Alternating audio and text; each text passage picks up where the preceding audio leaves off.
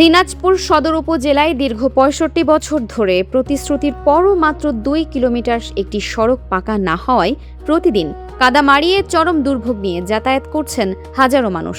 উপজেলার ৪ নম্বর শেখপুরা ইউনিয়নের ১ ও ৭ নম্বর ওয়ার্ডের বেলতোড় এলাকায় আরিফুল ইসলামের বাড়ির সামনে থেকে হোসেনপুর হাজী দিঘি পর্যন্ত এই দীর্ঘ কাঁচা সড়কটি অবস্থিত।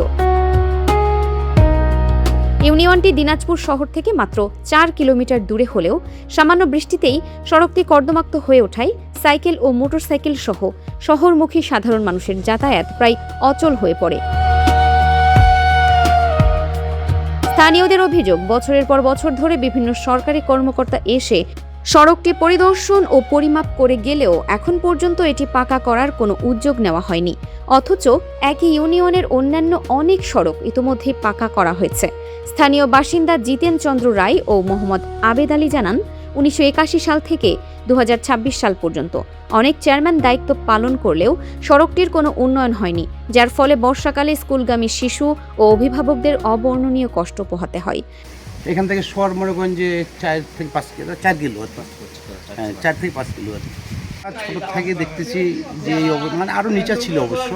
তো যা হোক, ওই যে চেয়ারম্যান মেম্বাররা মাটি কাটে কাটে উঁচু হয়ে গেল অনেকটা, অবশ্য বাড়িঘরগুলো উঁচা ছিল, ওগুলো নিচা হয়ে গেছে। তো যাই হোক, এই রাস্তা পাকা হওয়ার সেটা আজকে ৮১ থেকে ৯০ পর্যন্ত করছে আমাদের রফিক চেয়ারম্যান। রাস্তা এখান থেকে লোকজন হাঁটে না, এই জন্য কিন্তু তখন ওই যে মস্তান বাজারের রাস্তাটা ছিল, এটা দিয়ে হওয়ার কথা ছিল, কিন্তু কাটে নিয়ে যেয়ে তখন ওইখানে লাগাইলো।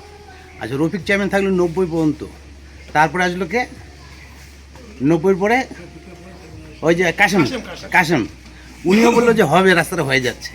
এরকম হইতে হইতে হইতে তারপরে আসলো গলিউ চেয়ারম্যান, উনি আসলো ৯৫-তে ২০০১ পর্যন্ত, তারপরে আসলো ডাবলু ২০০১ থেকে ৮-৯ পর্যন্ত থাকলো, বলে হচ্ছে। তারপরে গেল মানে ফরিদুল, ডাবলুর পরে গেল ফরিদুল বলে হচ্ছে, রাস্তা হচ্ছে, এই আজও হচ্ছে। তারপরে গেল বাবুল একটা, তারপরে মানে মোমিনুল চেয়ারম্যান, ও তো পালাই গেছে, আজ পর্যন্ত রাস্তায় হচ্ছে। তো আমরা আর কি বলবো, আর বলার কিচ্ছু নেই। আমরা জনগণ যেভাবে ভুগতেছি, এই যে দেখেন কত টুকরাটা দিয়ে ফেলতে হচ্ছে। হ্যাঁ, একটা ভ্যান ঠিক রকম যেতে পারে না। আমাদের বাড়ির নিচে হয় হোক, সেটা আপত্তি নাই, কিন্তু রাস্তা হয়ে গেলে এটা জনগণের চলাফেরার জন্য সুবিধা হয়। আবদার আমাদের রাস্তাটা পাকা হোক তাড়াতাড়ি, এটাই আমাদের আবদার। কেননা ৪ নম্বরে মোটামুটি সব দিকেই কিন্তু পাকা হয়ে গেছে, শুধু একটা গেলে শুধু আমাদের এখান থেকে এই যে গাবরা মোড় থেকে হাজিরিগির পার পর্যন্ত এটাই পাকা হচ্ছে না। আমাদের এমন অবস্থা, আমরা এই রাস্তার মধ্যে অনেক সমস্যার মধ্যে পড়ে গেছি। আমরা মানে এরকম সমস্যা জীবনে পড়িনি। আমরা যে রাতে চলাফেরা করি, রাতে চলাফেরা আমাদেরকে পড়ে যেতে হয়। আর ডেলিভারি পেশেন্ট বিশেষ করে নিয়ে গেলে মনে করেন খুব সমস্যা হয়ে যায়। এখানে কোনো মানে ভ্যান পাওয়া যায় না, রিক্সা পাওয়া যায় না, এই রাস্তার জন্য কেউ আসতে চায় না। এদিকে এমন অবস্থার মধ্যে পড়ে গেছি আমরা।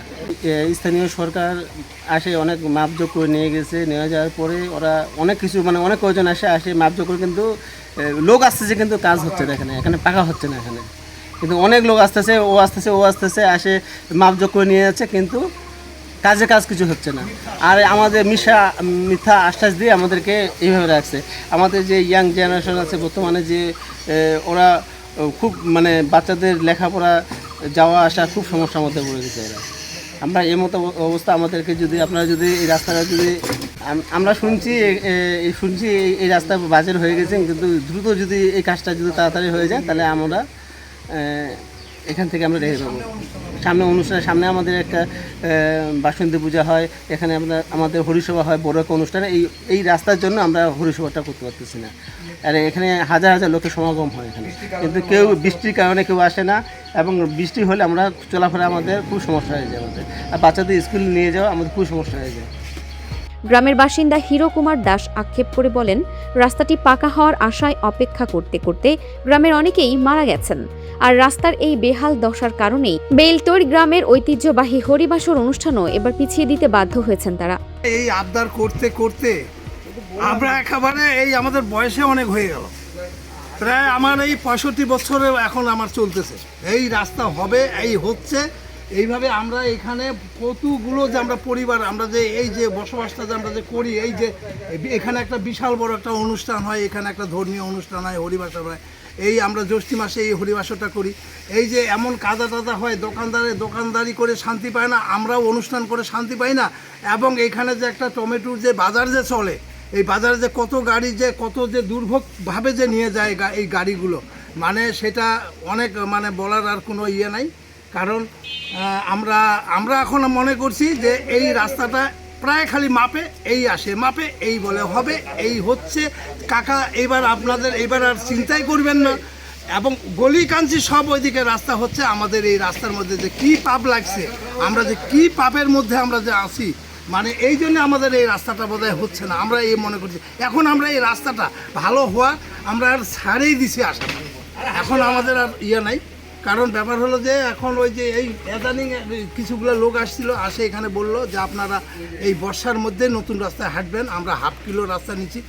এগুলা আমাদেরকে আসে খালি সান্ত্বনা দিয়ে এইভাবে করে আমরা এই দুর্ভোগের মধ্যে খুব ভুগতেছি আমরা এই রাস্তাটা নিয়ে। এখান থেকে আমরা তো শুনছিলাম যে মানে যারা রাস্তা কন্ট্রাক্টর বলে ওনার বলে নিয়ে নিচ্ছে হাফ কিলো, কেউ আবার বলে যে 1 কিলো, আবার কেউ বলছে না এটা হাফ কিলো রাস্তাটা হবে, তারপর পরের যখন একটা বাজার আসবে তখন বাকিটা ওইটা দিয়ে তারপর হাজির দিঘি পারে ওইটা মানে মিট করে দিবে। আর ওই আপনার মস্তান বাজার থেকে তো ডাইরেক্ট এটা তো পাকা তো চলে গেছে রানীগঞ্জ, আর এটাও কিন্তু রানীগঞ্জে যাই হাজির দিঘির এখানে যাই কিন্তু এটা মিট হয়েছে এই রাস্তাটা।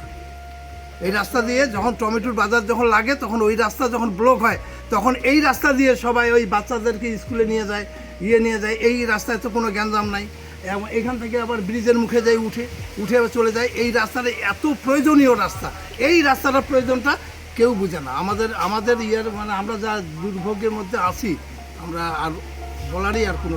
কয়েকদিন আগেও কিছু কর্মকর্তা এসে রাস্তাটি মেপে বর্ষার মধ্যেই কাজ শুরুর আশ্বাস দিলেও বাস্তবে তার কোনো প্রতিফলন দেখা যায়নি। তবে স্থানীয় সড়ক বিভাগের কর্মকর্তারা জানিয়েছেন যে সরকারি নির্দেশনার আলোকে বিভিন্ন সড়কের জন্য বাজেট অনুমোদনের প্রক্রিয়া ইতোমধ্যেই সম্পন্ন হয়েছে এবং পর্যায়ক্রমে প্রতিটি রাস্তারই নির্মাণ কাজ শুরু করা হবে।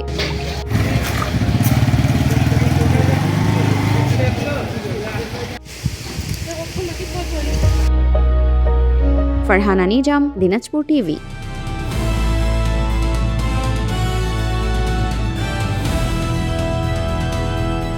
দিনাজপুর টিভি মানুষের জীবনের কথা বলে।